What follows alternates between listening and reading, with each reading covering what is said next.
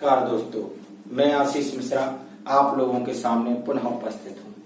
Am online classes में आपका स्वागत है। आप लोगों को एक जानकारी के रूप में देना चाहता हूँ कि हम लॉकडाउन क्लासेस चला रहे हैं। इसमें आप लोगों को ऊर्जा भरने के लिए 4 लाइनों के साथ प्रारंभ करना चाहूंगा।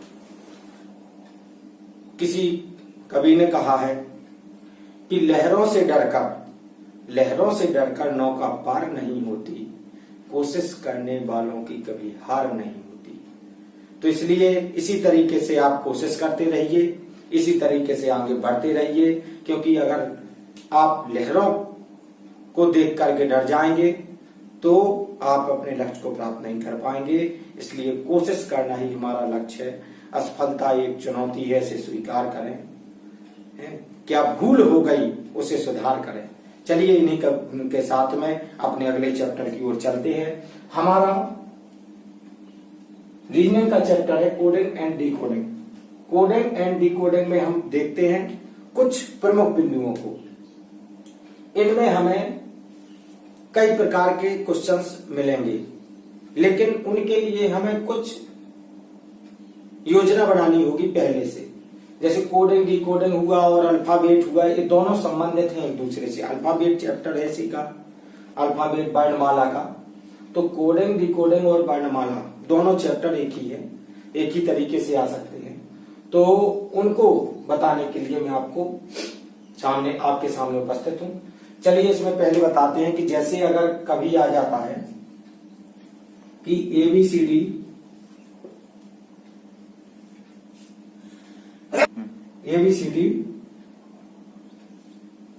E F G H I J K L M, इसको मैं उल्टा लिख देता हूं।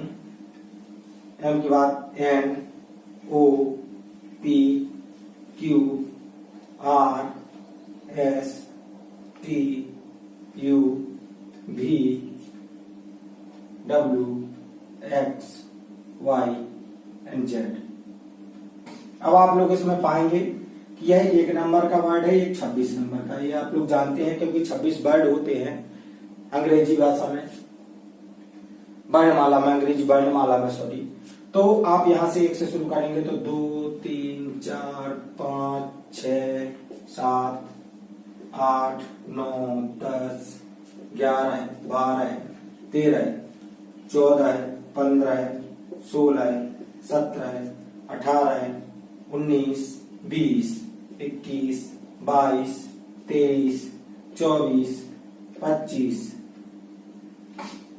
तो इसमें इसी तरीके से वर्ड होते हैं। आप लोगों को पता होगा कि अगर पूछता है वह कि ई कितने नंबर पर आता है तो हमें बता देना है 5 नंबर पर आता है। एफ कितने नंबर पर आता है, 6 नंबर पर आता है।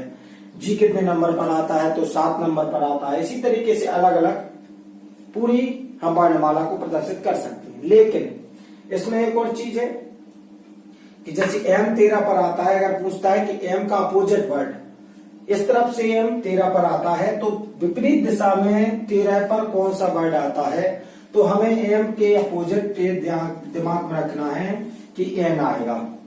M के अपोजिट N आएगा। अगर अपोजिट में आप 13 नंबर पर जाते हैं तो N आएगा। इसी तरीके से यदि H 8 नंबर पर आता है तो S उल्टी ABCD पढ़ने पर 8 नंबर पर आएगा। इस प्रक्रिया को दूसरे तरीके से आप सीखने के लिए 27 माइनस जो भी हमें सीखना है, जैसे हमें पूछना है कि जी का अपोजिट कितने नंबर पर आता है, वह वर्ड कौन सा है, तो जी का अपोजिट हम देखेंगे तो हमें पता चलेगा। जी को हम घटा देंगे। जी कितने नंबर पर है हमको पता है 7 नंबर पर। यदि हमने 7 नंबर घटा दिया तो यहाँ पर आ जाएगा 20। तो 20 नंबर पर हमारी सीधी ABCD में टी वर्ड आता है। तो हमें पता चल गया कि टी और जी आपसी संबंध है इनका। ऐसे में यदि यह 7 नंबर पर अपोजिट में आता है तो उल्टे ABCD पढ़ने पर, विपरीत दिशा में ABCD पढ़ने पर हमें टी भी 7 नंबर पर ही प्राप्त होगा। तो इसी तरीके से हम समझ जाएंगे। आगे देखते हैं, इसमें एक और वर्ड को लेकर के एक और बहुत सी छोटी सी ट्रिक है। मेरी थोड़ी आवाज बैठ गई है, आप लोगों को बता दूं, थोड़ा सा आवाज डाउन है, लेकिन आप लोगों को समझना है, समझाऊंगा सही। EJOTY, एजोटी। एजोटी शब्द से आप पहले से भी परिचित हो सकते हैं, लेकिन यह एक ऐसा शब्द है जिसमें 5, 10, 15, 20, 25 यानी E5, Z10, O15, T20 और Y25 नंबर पर आते हैं। आप लोग देख सकते हैं अपनी वर्णमाला में। इनसे हम बहुत से वर्डों को सीख सकते हैं। जैसे हमसे पूछा जाए कि F कितने नंबर पर आता है, तो हम पता है जब E 5 पर है तो F ऑलरेडी E के बाद F आएगा तो 6 नंबर पर आएगा। इसके बाद ऐसे ही हम J के बाद K पढ़ सकते हैं या अन्य वर्डों को देख सकते हैं, तो इसी तरीके से हमें पता चलते जाएंगे। चलिए, तो इसी क्रम में अब कुछ प्रश्नों की ओर चलते हैं। कोडिंग डिकोडिंग से संबंधित प्रश्नों को लेकर आता हूं। मेरे पास कुछ प्रश्न दिए गए हैं, उन्हीं प्रश्नों को आपके सामने प्रस्तुत करूंगा। इस चैप्टर में आप लोगों को ऐसे प्रश्न दिए जाएंगे, हर प्रकार के प्रश्न कोडिंग डिकोडिंग से दूंगा, जिससे कि आप लोगों को प्रतियोगी परीक्षाओं में अपने लक्ष्य को प्राप्त करने में सुगमता होगी। दोस्तों, आप लोग मेरे छोटे भाई बहनों की तरह हो सकते हैं, आप लोग बड़े भी हो सकते हैं, सभी लोग हो सकते हैं। हमारा YouTube चैनल आप लोगों को इसी तरीके से मदद करता रहेगा। आगामी समय में आप लोगों को और भी अच्छी ट्रिक के जरिए मैथ के हों, रीजनिंग के हों, जीके के हों, जीएस के हों, हर तरीके के प्रश्न देखने को मिलेंगे। आपको हिंदी से लेकर के अंग्रेजी तक के वीडियोस देखने को मिलेंगे। अभी लॉकडाउन है तो टीचर्स को आने में परेशानी है क्लासेस में, लेकिन हम लोग जितना प्रयास कर पा रहे हैं आप लोगों को कर रहे हैं। चलिए, इसी के साथ में मैं अपने सवाल की ओर चलता हूं, जिसमें दिया गया है DENY, डैनी। डैनी को यदि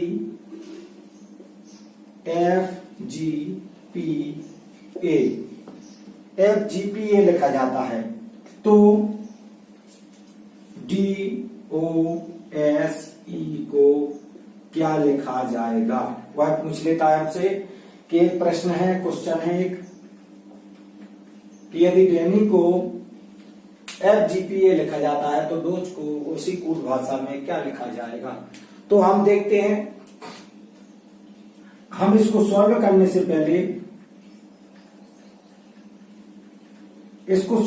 से पहले हम डैनी को DENY यहां लिखते हैं। उसके बाद इसको हम यहीं पर लिख देते हैं FGP और A। तो हम देखते हैं इसमें क्या समस्या है हमारे, क्या इसमें ऐसा इन दोनों का क्या संबंध है कि वही संबंध हम इसमें प्रदर्शित करते हैं अपने प्रश्न में। तो पहले हम संबंध पहले वर्ड से कोशिश करेंगे, फिर दूसरे का दूसरे से, तीसरे का तीसरे से, चौथे का चौथे से, और अगर नहीं आता है तो हम पहले का लास्ट वाले से, फिर उसका और सेकंड वाले से, फिर उसका थर्ड वाले से, उसका फोर्थ वाले से करते हैं। तो इसी तरीके से यदि हम डी का संबंध एफ से करें तो हम पाएंगे कि डी का संबंध यदि हम एफ से करते हैं तो वहां पर हमें +2 का डिफरेंस मिलेगा, क्योंकि डी के बाद ई और एफ दो वर्ड पढ़ने पर ही हमें एफ प्राप्त होता है। इसी तरीके से यदि हम ई को पढ़ेंगे तो ई के बाद +2, ई के बाद एफ जी +2 यहाँ पर डिफरेंस आएगा। यहां पर भी देखते हैं तो एन के बाद ओ पी +2 का हर जगह पर। यहां पर भी देखते हैं वाई के बाद जेड आएगा, जेड के बाद उल्टा पढ़ने पर फिर ये आ जाएगा, तो +2 यहां पर। हम देखते हैं कि सभी जगह पर +2 का डिफरेंस हो रहा है। तो इसी तरीके से हमारे प्रश्न में जो दिया गया है DOSE, इसमें भी हम +2 का डिफरेंस करते हुए प्रश्न की ओर बढ़ते हैं। तो डोज का यदि हम +2 करते हुए बढ़ते हैं तो डी का हम बता चुके हैं, इसमें भी देख चुके हैं, तो +2 ही होगा। इससे भी हम देख सकते हैं। ओ का हम देखते हैं, ओ के बाद क्या आएगा, ओ के बाद P Q, फिर इसके बाद एस का देख सकते हैं, तो एस का क्या आएगा, एस के बाद आएगा T U। इसके बाद हम ई के बाद पढ़ते हैं, तो ई के बाद क्या आएगा, F G, तो G। तो हम देखते हैं कि हमारा आंसर जो है वह एफ क्यू यू जी प्राप्त होता है, जो कि सही है। डिफरेंसेस इनमें भी +2 +2 +2 +2 हो रहे हैं, आप चेक कर सकते हैं। इसी तरीके के सब प्रश्न आप लोगों को आएंगे प्रतियोगी परीक्षा में, और हम भ्रमित हो जाते हैं कभी कभी। चलिए इसी क्रम में दूसरे प्रश्न की ओर बढ़ते हैं। दूसरा प्रश्न जल्दी से लेते हैं। मैं आप लोगों को बिना वीडियो रोके जल्दी से जल्दी सॉल्यूशन देने की कोशिश कर रहा हूं, जिसमें आप लोगों को सवाल जितने जल्दी प्राप्त होते जाएं उतनी जल्दी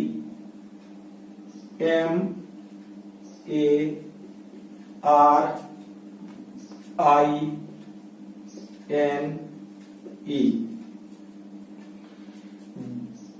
को यदि DMHQZL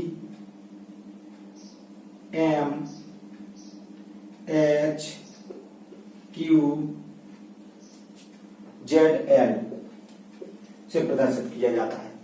उसने कहा है कि यदि इनको इस तरीके से प्रदर्शित MARINE को यदि हम DMHQZ से प्रदर्शित करते हैं, तो प्रश्न किया है उसने, तो TEMPER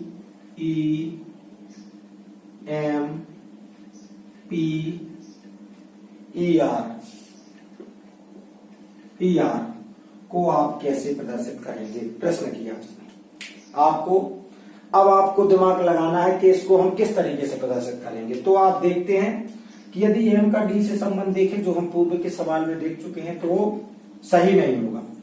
ए का संबंध एम से है तो भी और सही नहीं है, बहुत दूरी है, डिस्टेंस अधिक है, लेकिन हम लगा भी सकते हैं, लेकिन डिस्टेंस अधिक हो रहा। लेकिन अगर हम इसी को थोड़ा सा चेंज करने की कोशिश करें, अगर हम ई का संबंध डी से बनाएं तो क्या पाएंगे।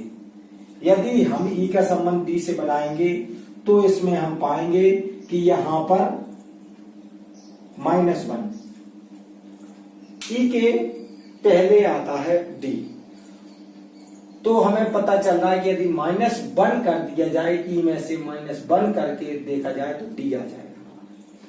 अब इसको यदि हम ऐसे क्रॉस करके करते हैं तो थोड़ा सा लिखने में हमें अजीब सा लगेगा, इसलिए हम इसको अपोजिट ही लिख देते हैं और फिर आंसर भी दे देंगे सही तरीके से।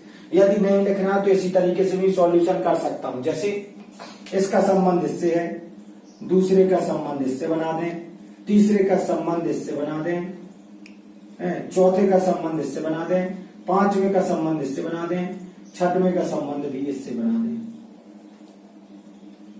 या तो इस तरीके से हो जाएगा, आप इस तरीके से बना सकते हैं, या फिर आप इसको ऐसा लिख सकते हैं कि एल को पहले लिख दें, फिर आप जेड लिख दें, फिर आप क्यू लिख दें, फिर एच लिख दें, फिर एम लिख दें और फिर डी लिख दें।